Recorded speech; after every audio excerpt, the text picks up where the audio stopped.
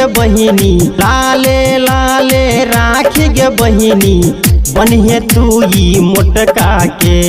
लाले लाले राखी गे बहिनी बनिहे तू ई मोटका के हरियर राखी बनिए गे बहिनी करिया भाई छोटका के हरियर राखी बनिए गे बहिनी करिया भाई छोटका के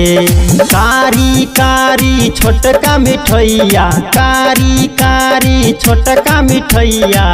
दीहे तू ई मोटका के कारी कारी छोटका मिठैया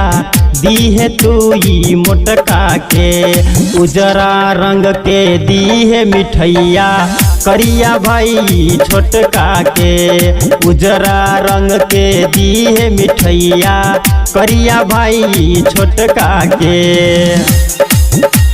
राखी गे बहिनी बनिहे तू डीजे ओम शंकर परसा हरभिंडा। फीका फीका पतरे टीका फीका फीका पतरे टीका करिहे तू ई मोटका के फीका फीका पतरे टीका करिहे तू ई मोटका के गेरुआ रंग तू करिहे टीका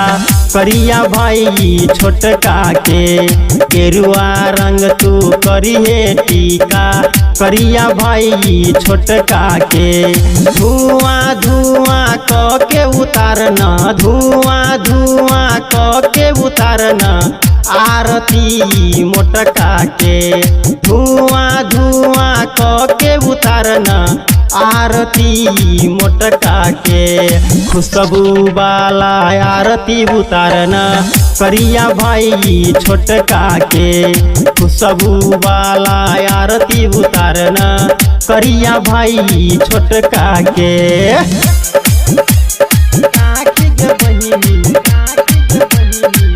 बनिहे तू डीजे ओम शंकर परसा हरभिंडा।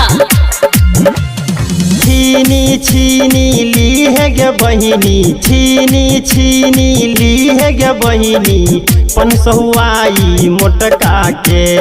छीनी छीनी लीहे गे बहिनी पनसहुआई मोटका के 20 टकिया तू लीहे गे बहिनी करिया भाई छोटका के 20 टकिया तू लीहे गे बहिनी करिया भाई छोटका के सारी नहीं लीहे गे बहिनी सारी नहीं लीहे गे बहिनी लीहे फोन तू मोटका के सारी नहीं लीहे गे बहिनी लीहे फोन तू मोटका के पारी खोली लीहे गे बहिनी करिया भाई तू छोटका के पारी खोली लीहे गे बहिनी करिया भाई तू छोटका के।